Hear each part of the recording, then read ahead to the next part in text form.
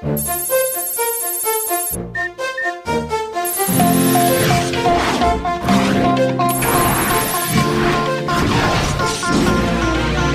ira, on saura sauver notre existence, se donner une chance de tout effacer.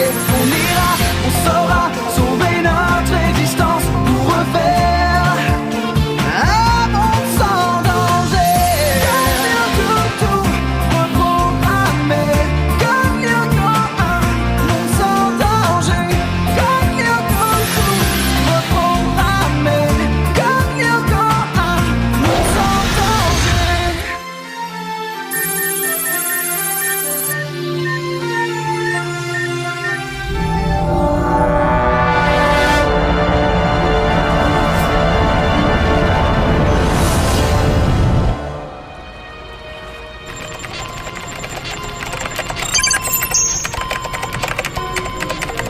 Ça y est, je vous télécharge le programme. Maintenant, le sonar du skid devrait pouvoir repérer les biosignaux parmi les codes informatiques de la mer numérique. Ok, Jérémy, programme bien reçu et activé. Et vous croyez qu'avec ça, on va vraiment pouvoir localiser ou Xana emprisonner l'essence de William? Faut espérer, c'est notre meilleur moyen de le ramener physiquement dans le monde réel. Le retour du beau ténébreux, c'est Ulrich qui va être content de revoir son rival en amour. Odd, t'es vraiment lourd des fois. Seulement des fois. Oh, je suis en progrès alors. À propos de Yumi, j'aurais bien pris sa place. Tu parles, animer des travaux pratiques avec les 6e, je suis pas sûre que ça lui plaise. Mais si, elle doit être enchantée. Pour célébrer le passage exceptionnel de la comète VG724 à proximité de l'orbite terrestre, nous allons fabriquer une maquette géante du système solaire pour visualiser sa trajectoire et mieux comprendre sa périodicité. Je me tiens actuellement à côté de ce qui représente notre Soleil. À vous de fabriquer les 8 planètes qui gravitent autour. Vous serez répartis en plusieurs groupes, chacun ayant en charge la course d'une planète. Les élèves de 6e seront chargés de les fabriquer, tandis que les élèves de seconde auront pour tâche Ça de t'embête calculer si je suis et dans ton tracer équipe, les ellipses Yumi orbitales. Désolée, Jenny, c'est pas moi qui décide, c'est Madame Hertz. Y a-t-il des questions? Est-ce que je peux faire équipe avec Yumi? C'est d'accord, Johnny, mais n'en profite pas pour bavarder avec Hiroki. Ah, c'est cool, là, on va bien s'amuser. La masse et la vitesse du météore VG724 sont telles que s'il percutait la Terre, il provoquerait une explosion équivalent à 1000 bombes atomiques. Les séismes et les tsunamis raseraient la plupart des grandes capitales de notre planète. Victime d'un nuage de particules, la Terre plongerait dans une nuit permanente pour au moins 2 siècles. Au final, ce serait l'extinction de la flore et de la faune et de l'espèce humaine. Mais bien sûr, tout ceci n'a aucune chance d'arriver, car VG724 passera au moins à 2 millions de kilomètres de notre belle planète. Par ailleurs, des informations confidentielles font état d'un satellite militaire qui serait doté d'un canon laser qui serait capable de dévier la course de ce genre de menace météoritique. Le spectre de détection est en train de s'affiner.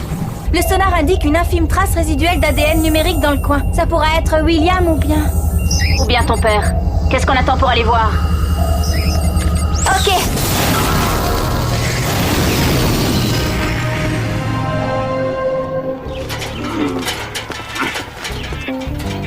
Tiens, voilà pour toi et pour toi. Voilà.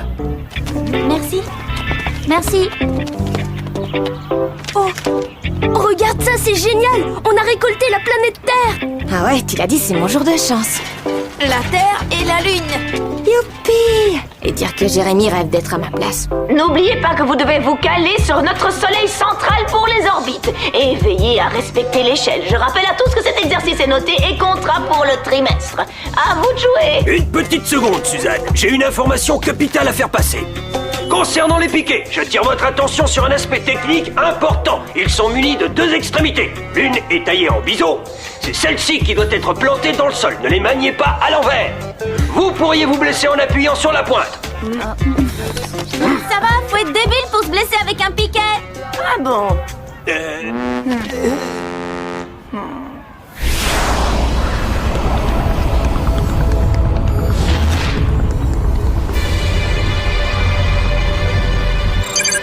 Oh, pourquoi justement maintenant?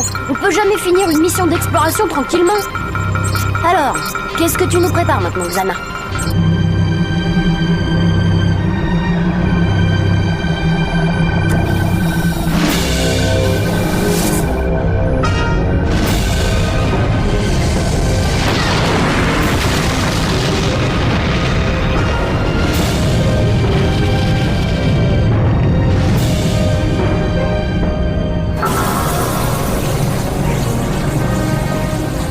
Aelita, mais va falloir rentrer dardard sur Lyoko. Tour activé. Bien reçu, Jérémy. Je vire.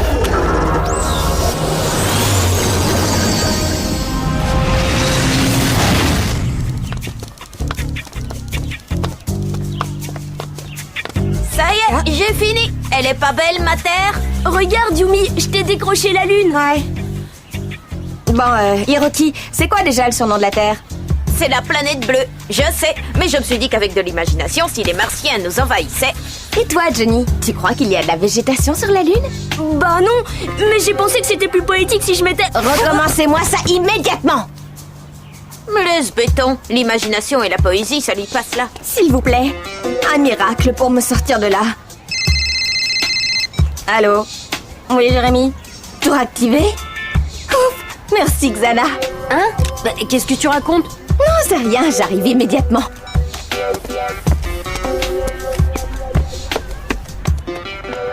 Nous venons d'apprendre que la comète VG 724 a explosé en plein vol et s'est désintégrée. Qu'est-ce que c'est que cette histoire? Après un tir du satellite... non, pour des raisons inconnues. Rectification. Les observatoires internationaux nous confirment que la comète se porte bien et va bientôt tranquillement s'écraser sur... nulle part. Elle va passer très loin de la Terre. Et de toute façon, on pourra la dégommer avec le satellite qui bien sûr n'existe pas. Tout ceci n'était qu'un poisson d'avril. Bonne journée et adieu. Je veux dire, à ce soir. Primo, on n'est pas en avril. Et puis Dozio, c'est quoi ce charabia? Voyons. Programme d'observation spatiale. Cométoïde VG 724. Aelita, j'ai découvert la nature de l'attaque de Xana. Grâce à un satellite, Xana a réussi à dévier la course d'une comète. Ça va provoquer une pluie de météorites qui va s'abattre sur Terre. Quoi? T'en es sûr? Bah, en fait, d'après mes calculs, l'essentiel des résidus de la pluie de météorites se désintégrera en entrant dans l'atmosphère. Par contre, le plus gros éclat qui arrive derrière s'écrasera... Oh non! Sur l'usine! Jérémy, il faut que tu évacues le labo sans traîner. Ça ne servira à rien. Si le labo est détruit, vous resterez coincé dans la mer numérique, à la merci de Xana. Il faut plutôt désactiver la tour. T'inquiète, Jérémy, on va te faire ça rapidos. Sauf que ça n'empêchera pas la météorite de s'écraser. Exact. C'est pour ça que je dois rester au poste de commande, pour lancer un retour vers le passé avant qu'elle ne s'écrase. Ok, je mets la gomme. T'as un hub au nord-ouest de ta position, sous le manteau des banques de données. Compris?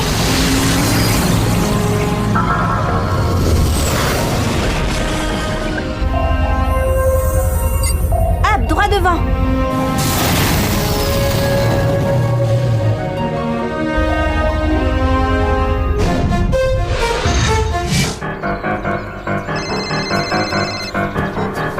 Jérémy, ouais, je me dépêche. Quoi? Oui, une météorite. Et vu sa masse, elle pulvérisera non seulement l'usine, mais aussi tout le quartier et le collège en prime. Les autres sont en route. Ils te rejoindront directement sur Lyoko. Yumi, tu m'écoutes? Hiroki. Désolé, Jérémy. J'arrive tout de suite, mais j'ai un truc important à faire avant. C'est pas le moment, tu dois plonger immédiatement. Yumi! Yumi!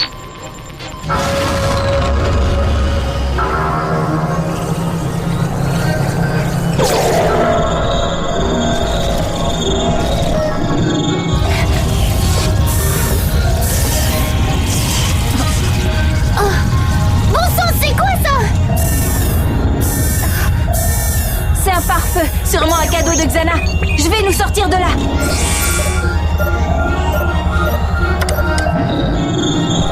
Oh, rien à faire. Oh, Jérémy, on a un problème. Oui, Aelita, j'ai vu ça. Je suis déjà au travail.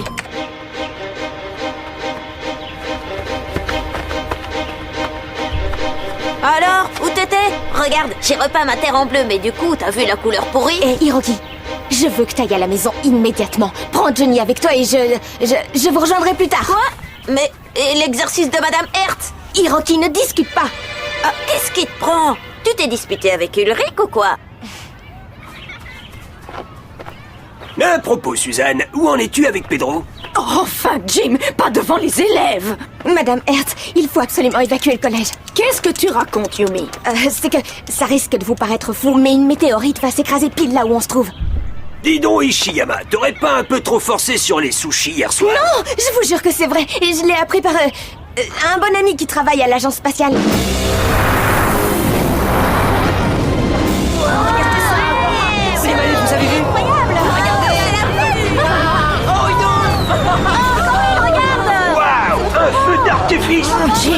Il faut faire évacuer le collège.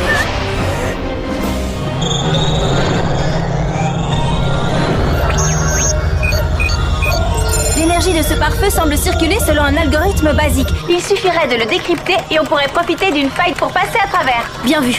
Par contre, je crois que je viens de comprendre le vrai plan de Xana.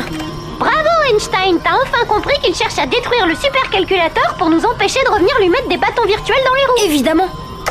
Sauf que là, il a parfaitement choisi son moment. Bien sûr, en détruisant le supercalculateur, Xana détruira aussi Lyoko, mais aussi notre seule possibilité de retour dans le monde réel. Mais pourquoi il veut nous piéger ici? Pour toi, Aelita, c'est toi que Xana veut capturer depuis qu'on a recréé Lyoko. C'est ce qui s'appelle faire d'une pierre deux coups. Mais enfin, Suzanne, c'est absurde. Vous êtes absolument certaine qu'il ne pourrait pas s'agir d'autre chose, comme un feu d'artifice, par exemple? Je n'arrête pas de le lui dire, mais je crois qu'elle a abusé de verveine menthe. Je sais ce que j'ai vu, Jean-Pierre. J'ai vu une pluie de météorites. Il faut mettre les élèves à l'abri maintenant. Bon, dans le doute, je veux bien faire évacuer le collège, mais je veux absolument éviter la panique.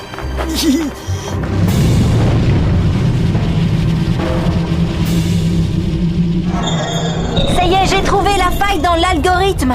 C'était simple comme bonjour. Le système surcompense les poussées mais met 3 millisecondes à inverser la polarité. Mais oui, en synchronisant la poussée initiale, t'as une chance de neutraliser la distorsion sinusoïdale. Traduction?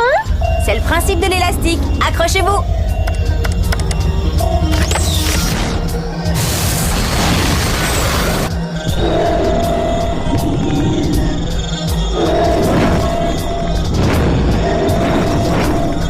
Attention pour l'arrêt de la turbo-hélice. Prêt? Maintenant!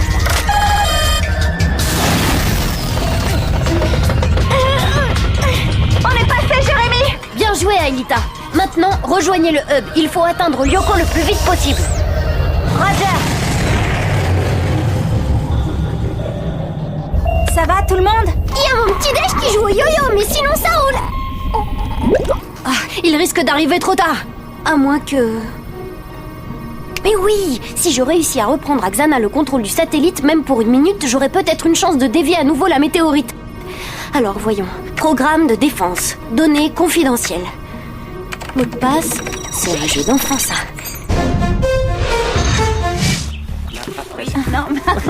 Bon, exercice anti-incendie. Allez, on se dirige tous dans le calme vers la sortie du collège. Hub en vue, plongée dans 30 secondes. Bingo! Bon, maintenant je vais avoir besoin d'un relais émetteur pour me connecter au satellite.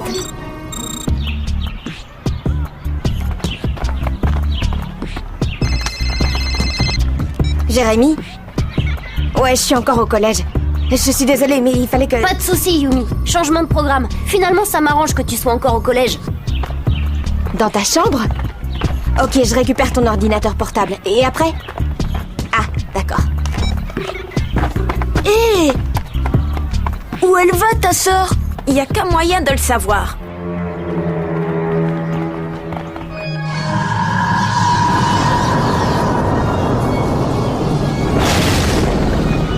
Tu y es, Aelita?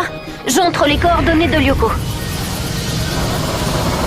Attention, accélération à haut débit dans 3, 2, 1, 0.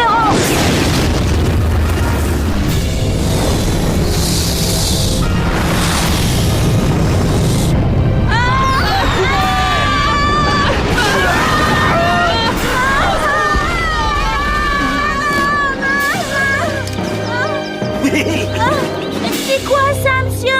Oh, j'ai peur! On se calme, d'accord? On se calme. Jérémy, ça y est, j'ai récupéré ton ordinateur. Va sur le toit du bâtiment des sciences pour le raccorder à l'antenne. C'est parti. S'entraîner. Allons-y.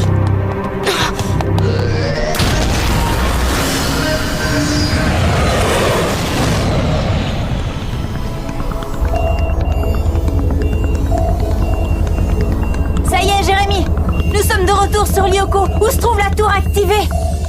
Secteur 57-42. Roger.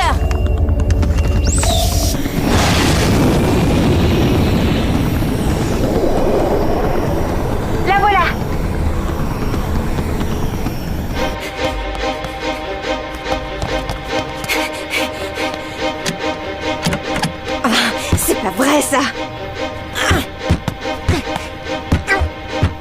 blindé contre cheville. Moi, je parie sur la porte. Qu'est-ce que vous fichez ici, tous les deux?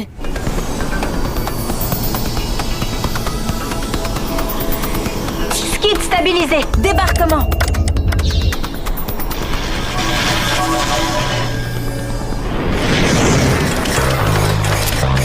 La tour n'est qu'à 50 mètres. Il nous reste combien de temps, Jérémy? Suffisamment. Si vous arrivez à vous débarrasser du comité d'accueil, bien sûr. Quoi? C'est tout? Je vais pas gâcher une flèche laser pour un lâche. Allez, camarade, je te le laisse.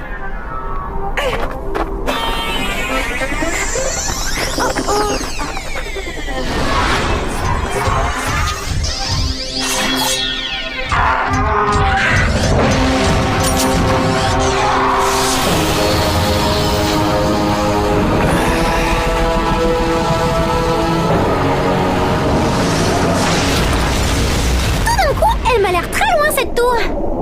C'est peut-être à toi de nous expliquer ce que tu fabriques. J'ai pas le temps, les mioches. Retournez en bas avec les autres. Nous, on sait ouvrir la lalère. Arrête de raconter n'importe quoi, Hiroti. Si on te le dit, c'est vrai, on sait ouvrir toutes les portes. Eh bien d'accord, ouvrez la porte si vous êtes si fort. Ok, mais d'abord tu nous dis ce que tu magouilles. Oh, et puis après tout, une météorite va s'écraser sur le collège. Et si je ne connecte pas immédiatement cet ordinateur à l'antenne du toit, Jérémy ne pourra pas utiliser le satellite qui permettra de la dévier, c'est bien clair. Une météorite. Pas mal. Bon, maintenant dis-nous la vérité. D'accord, on va l'ouvrir. J'y crois pas.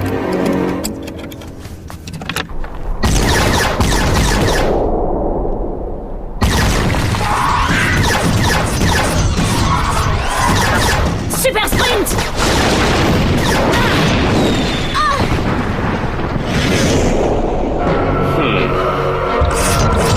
Flèche laser. C'est chaud. Normal, c'est le désert. Ça va mal. On n'arrivera jamais à passer. Faut jamais dire jamais. Ça y est, Jérémy, je suis sur le toit. Comment est-ce que je procède? Parfait. Trouve le câble de l'antenne. Ça y est, je l'ai. Bien. Maintenant, tu le coupes bien droit et tu l'enfonces dans la prise bleue à l'arrière de mon ordi. Pas le temps de le dénuder. Tu n'auras qu'à le maintenir très fortement appuyé, ça devrait suffire. C'est bien gentil, mais j'ai pas de couteau.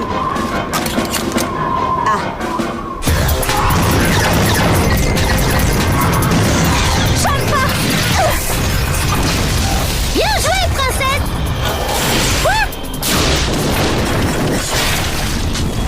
Ça va falloir changer de tactique.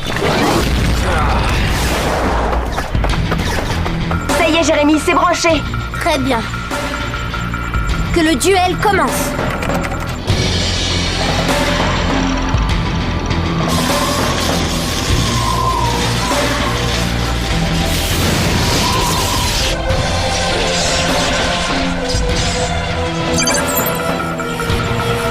Saleté de Xana, tu m'as repéré. Où vous en êtes, Ulrich? C'est pas brillant.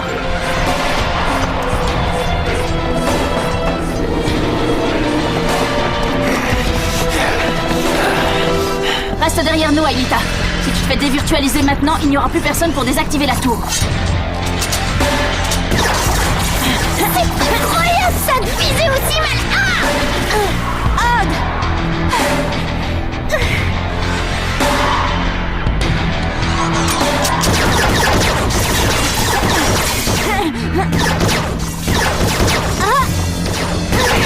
C'est drôle, les tarentules ne m'ont pas visé une seule fois. Ça, c'est parce que t'as des super gardes du corps.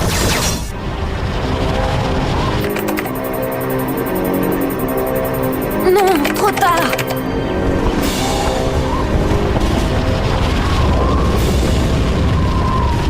Fichez le camp, vite. Et toi? Je peux pas lâcher le câble. Sauvez-vous.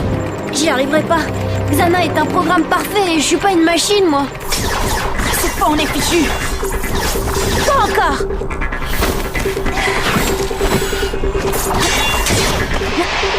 Qu'est-ce que tu fais? Je force Xana à choisir.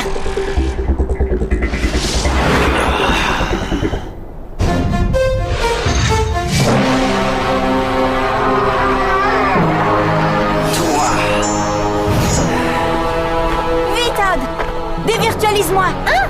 Ça va pas la tête? Fais ce que je te dis. Odd, Aelita a raison, c'est notre seule chance.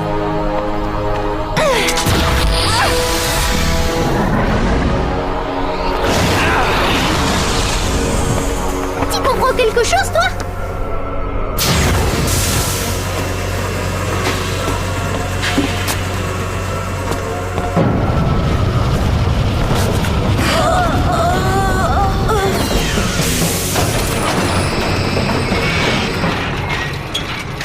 Pour gagner, il faut parfois savoir perdre. Pourvu que Xana l'ait compris.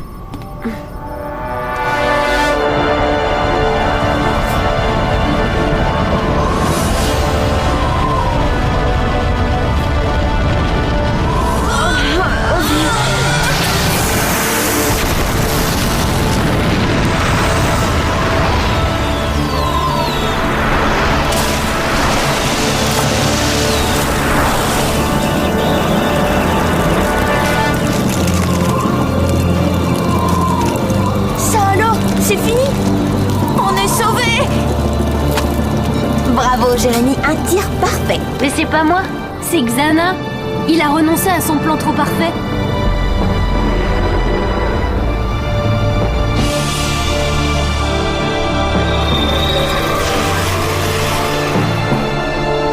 Xana voulait encore plus mettre la main sur moi que détruire le supercalculateur. Moi, sur Terre, il ne pouvait faire les deux.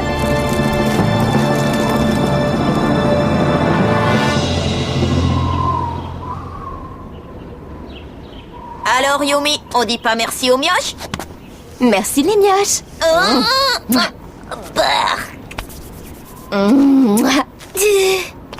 C'est exact, vous m'avez bien aidé aujourd'hui.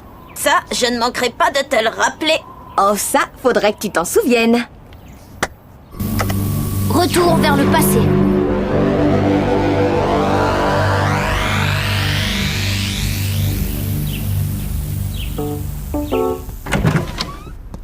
Alors, cette journée? Vous ne le croirez pas, mais on a eu la meilleure note. Et du coup, j'ai promis à Johnny de garder sa lune en cadeau. Je lui dois bien ça, même s'il ne se souvient de rien. Alors, il n'est pas si nul que ça, ton petit frère.